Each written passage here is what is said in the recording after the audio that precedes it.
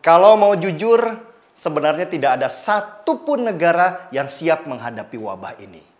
Amerika saja yang diyakini sebagai negara kuat malah ditemukan lebih dari 45.000 kasus di sana dengan 600 orang meninggal karena wabah.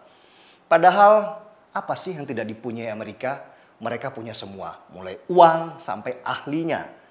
Dan mereka juga hampir bangkrut karena harus keluarkan uang lebih dari 1.500 triliun rupiah untuk menjaga warganya. Kalau Amerika yang sebegitu kuatnya saja seperti itu, apalagi Indonesia. Sejak awal, Jokowi memang tidak memperkirakan dampak wabah yang begini besarnya. Dia hanya memperkirakan dampak ekonominya yang luar biasa ketika melihat saham-saham dunia rontok satu persatu. Dan benar saja, gempa wabah yang begitu besar, tsunami-nya jauh lebih besar. Teriakan lockdown di mana-mana. Teriakan ini bahkan dipolitisasi banyak orang dengan nuansa politik yang sangat kental. Tetapi Jokowi mengeras meski banyak orang di sekitarnya juga memaksa dia untuk lockdown. Jokowi berpikir kalau lockdown yang kena hantaman keras adalah masyarakat kecil, para pekerja harian yang hari ini makan, besok terserah Tuhan. Orang-orang yang menyerukan lockdown itu adalah para kelas menengah yang mungkin masa kecilnya tidak pernah lapar sehingga tidak punya empati bagaimana kaki menjadi kepala dan kepala menjadi kaki. Kita tidak punya uang sebesar Amerika kalau ingin melockdown negara.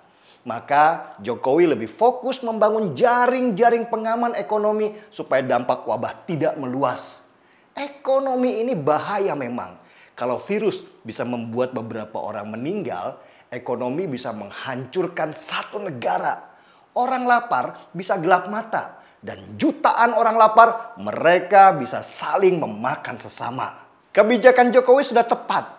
Ia fokus membangun rancangan ekonomi dengan menunda cicilan kredit untuk para pengusaha kecil dan pengemudi online. Juga memberikan stimulus ekonomi pada bank-bank dan mengeluarkan kredit baru kepada pengusaha kecil sejumlah triliunan rupiah sampai harus mengeluarkan cadangan kas untuk menahan rupiah supaya tidak makin amblas. Jokowi dan jajarannya bisa dibilang bertarung habis-habisan di sini.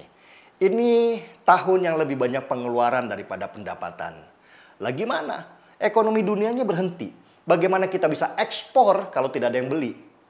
Meski pemerintah pusat sedang sibuk bekerja, ada saja orang-orang yang bukannya mensupport mereka, tapi terus menyerang Jokowi. Seperti Rizal Ramli yang terus-menerus meributkan apa yang dilakukan Menteri Keuangan Sri Mulyani. Padahal dulu ketika dia dikasih kesempatan menjabat sebagai menteri, kerjaannya nggak jelas, malah sibuk konferensi pers di depan wartawan. Ada lagi Said Didu yang lebih sibuk mempermasalahkan bantuan dari Cina sebagai hibah atau beli. Padahal sudah disentil rekan sejawatnya Dhanil Simanjuntak yang sekarang jadi jubir Menteri Pertahanan bahwa Prabowo sudah negosiasi dengan Cina dan akhirnya Cina menghibahkan bantuannya ke Indonesia. Si Didu malah sibuk bikin tagar anjing packing seolah-olah menghina penerima bantuan sebagai pengkhianat negara. Belum lagi dari mantan Presiden SBY yang masih baperan merasa masih ada di kursi.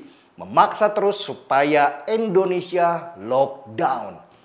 Dia sendiri malah tidak melockdownkan dirinya. Malah bikin kongres partai. Dan akhirnya Bupati Karawang dari Partai Demokrat positif kena wabah dan semua kader harus diperiksa. Lucu kan? Begitulah situasi di plus 62. Bahkan mungkin kalau Duterte atau Putin atau bahkan Kim Jong-un harus tukeran kursi dengan Jokowi untuk memimpin negeri ini, mereka bisa nangis sesenggukan. Warga plus 62 memang nggak bisa dilawan karena cocotnya sungguh maha benar. Apresiasi untuk Jokowi dan jajarannya dalam memerangi dampak ekonomi akibat wabah ini. Paket ekonomi mereka sungguh berpihak pada rakyat kecil, bukan pada pengusaha besar.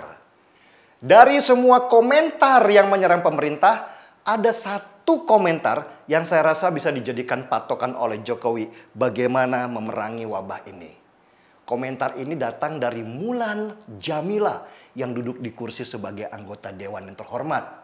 Kata Mulan, salah satu cara untuk mencegah wabah menyebar adalah dengan mandi setiap hari.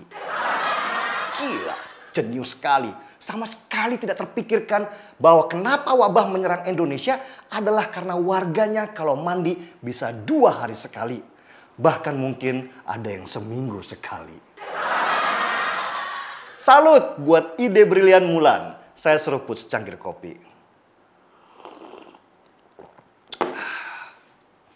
Marki Bong, mari kita bongkar semua. Saya Denny Siregar, kita di acara Timeline.